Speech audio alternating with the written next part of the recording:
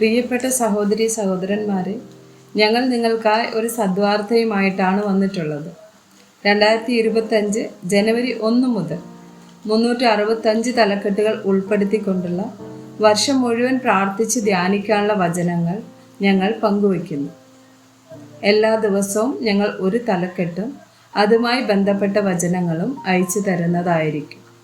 വചനങ്ങൾ കേട്ട് ധ്യാനിച്ച് അനുഗ്രഹം പ്രാപിക്കാൻ ഞാൻ നിങ്ങളെ പ്രോത്സാഹിപ്പിക്കുകയാണ്.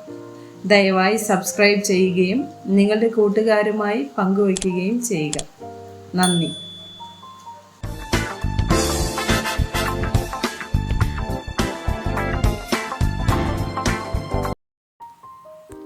ദിവസം 220. മരുന്ന് അല്ലെങ്കിൽ ഔഷധം. സദൃശവാക്യങ്ങൾ 17, വചനം 22.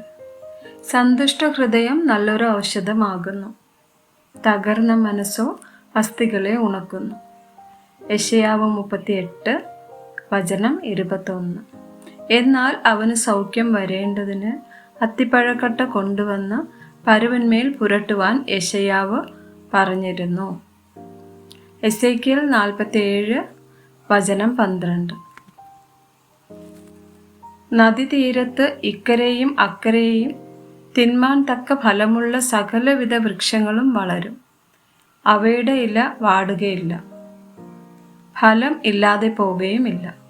അതിലെ വെള്ളം വിശുദ്ധ മന്ദിരത്തിൽ നിന്ന് ഒഴുകി വരുന്നത് കൊണ്ട് അവ മാസം തോറും പുതിയ ഫലം കായ്ക്കും. അവയുടെ ഫലം തിന്മാനും അവയുടെ ഇല ചികിത്സയ്ക്കും ഉതകും. 1 തിമോത്തി 5, വചനം 23.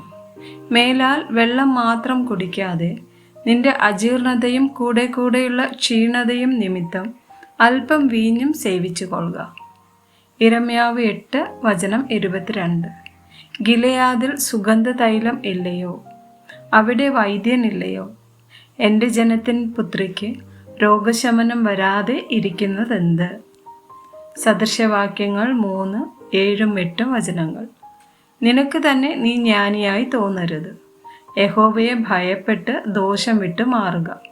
അത് നിന്റെ നാഭിക്ക് ആരോഗ്യവും അസ്ഥികൾക്ക് തണുപ്പുമായിരിക്കും. ആമേൻ.